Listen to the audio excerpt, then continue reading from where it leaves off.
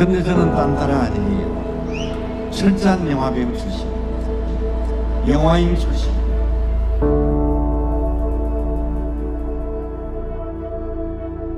이번에 오니까 너무너무 준비도 잘, 그 집행부서 준비도 잘 해줬고, 고인이 된 김지석 부위원장도 내가 두 차례나 거기서 면담도 하고 얘기를 나누다가 깐느 영화제 가서 그런 일이 당해버렸는데, 그 뒤에 여기 프로그램 남동철 프로그래머부터 여러분들이 다 이렇게 꼼꼼하게 챙겨줘서 저는 만족스럽고 또 저 개인으로서는 만족스럽고 고맙다 이런 생각을 갖고 있습니다.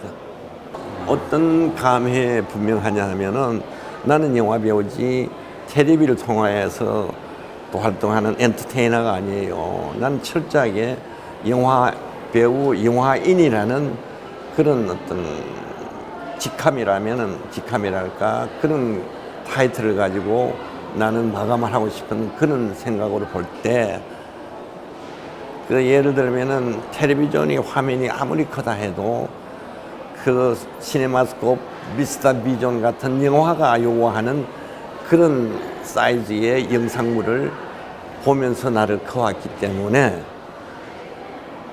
DVD를 통해 가지고 자기 집에서 보는 그런 것은 스토리텔링으로밖에 안 돼.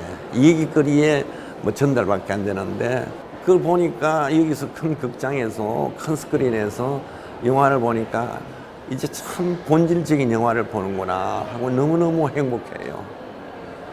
왜 그때는 못 봤나? 못 봤지요. 촬영 때문에 만들어 놓고. 그러고 난 다음에 극장 갈 시간도 없고 했으니까 나로서는 감상하는 것이 아니라 그때 현장에 찍었던 그 여러 가지 희노애락이 있다고요. 우리 촬영할 때 그 뒤 안에서 일해왔던 스태프들의 모습이라든지 현장의 모습이라든지, 안개 같은 작품은 처음부터 끝까지 안개 속에 우리 두 주인공이 움직인다고, 집안 말고는. 보는 사람과 하여금 관객은 진짜 무진이라는 곳에 안개가 저렇게 많겠구나 이렇게 생각하겠지만은 그 안개 같은 효과는 체류탄이에요.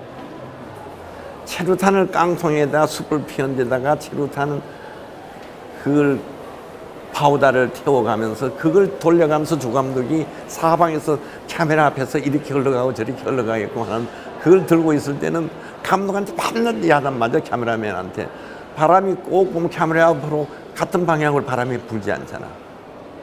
그걸 보면서 속으로도 참 스태프들이 애썼구나 이런 생각이 들고, 윤정이나 나나 참 독가스 많이 마셨다.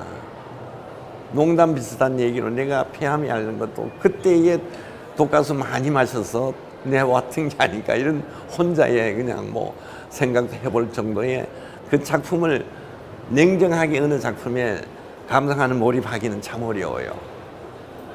촬영 현장이 생각이 나고 스태프들이 어떻게 일했다는 게 생각이 나고 또 상대 여배우가 어떤 입장에서 어렵게 견뎠다는 게 생각이 나는 것이 그 윤정이가 두 번째 작품이거든요.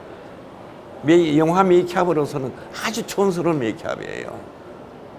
그 정진우 감독하고 보면서 참 보면 신인 때를 벗지 못했던 윤정이 모습이다 이런 것을 느끼니까 작품 감상에 철저하게 이렇게 몰입하지는 못했어요. 하지만은 영화는 대형 화면에서 봐야겠다 하는 것을 다시 재확인했습니다. 그 일찍이 나는 배우 될 생각이 사실 없었어요. 대학 떨어진 재수 이수들이 존재감이 하나도 없는 거라고. 학생도 아니고 이거는 뭐도 아니고 이런 것을 한 2년 동안 이렇게 지나다 보니까 키가 죽을 대로 다 죽어버렸다. 그래 어느 계기에 그러면 한국 배우 전문학 들어가게 돼서 그걸 하게 되면 요 길은 내가 배우가 할 수 있는 길이다. 그리고 한국 영화를 가끔 이렇게 보니까 한번 해볼 만하다. 그런 생각을 갖게 되면서 나 나름대로는 배우 전문 학원에서 배우 수업은 했어요. 그러다가 그 배우 수업에도 또 부족하니까 심필님의 내가 신인으로 스카우트 되고 난 다음에 이해랑 선생님이 나를 참 좋아했다고. 연기력을 더 높이기 위해서는 극단에 한번 가서 연극 한번 해봐라. 그래서 국립극장에 극단에 추천을 해서 청춘이 찬가라는 작품을 시작을 하는데 더블 캐스트를 해서 연습을 한 달 가까이 했어요. 한 달 가까이 하면서 내가 느끼는 것이 연극하는 분들이 너무 어려워. 나는 영화 배우를 돼서 돈을 벌어야 되겠다고 생각하는데 이걸 했다가는 내가 목표로 하는 그에 대해서 너무 반대되는 거라고. 그러니까 무대에 올리는 그날 나는 없어져 버렸잖아요. 더블 캐스트는 돼 있었으니까. 그런 연극 쪽으로 안 갔다고요. 그러고 난 다음에 나한테 기회가 들어와서 영화 배우로서 뭐 승승장구 올라가니까 이해랑 씨가 만나서 하는 얘기. 내가 아버지 그랬는데 만나니까 알았다 성일아 너는 연극 안 해도 돼. 영화만 해. 이래서 네 길을 찾아서 사실 영화 배우가 된 것이죠. 그리고 청춘 시대를 다 맞이하잖아요. 그럼 나는 그 청춘 시대라는 그 나이가 내가 데뷔했던 것이 60년도 같으면은 나이로 봐서는 23살이 되거든요. 그래서 23살이라는 나이가 굉장히 좋잖아요. 그런데 그것을 나는 참 하늘에서 준 기회고 그것을 나한테 준 하늘에서 준 기회가 또 하늘에서 보살펴줘서 또 내가 몸을 던져서 일하는 영화계 속에 또 중심인물이 되어버리고 그 중심인물이 된 것이 또 보면 쉽게 얘기할 수는 어떤 트렌드 같으면은 청춘이라는 타이틀이기 때문에 지금까지도 나는 그 자리를 누구보다도 빛낸 사람이다 하고 쉽게들 그렇게 얘기를 해주니까 그 청춘이라는 그 타이틀은 나로서는 굉장히 귀중한 트렌드고 브랜드고 타이틀이고 소중하지요.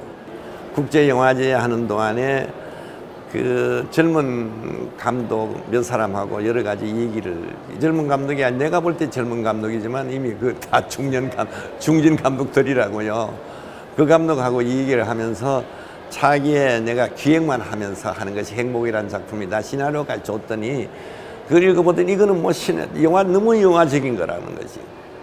자기는 김홍신의 바람이 그린 그림이고 그 내년에는 봄부터 찍어야 될 그런 행복이라는 작품인데 두 작품이 세대가 많이 바뀌어요. 바람이 그린 그림은 그 고등학교 학생이 누나 되는 나이가 8년의 연장되는 누나를 사랑하면서 이루어지는 어떤 반전도 있고 그 두 사람이 그 보면은 성년이 돼가지고 해서 가정을 이루어가는데 서스펜스가 밑에 깔려 있더라고. 그게 영화적이거든. 메로드라마에 서스펜스가 있어야 돼요. 메로드라마로 해서 조용할 것이 아니라.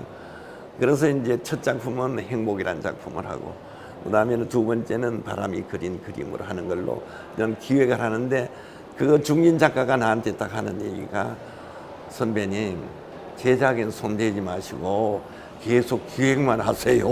그러더라고. 그러면서 알았어.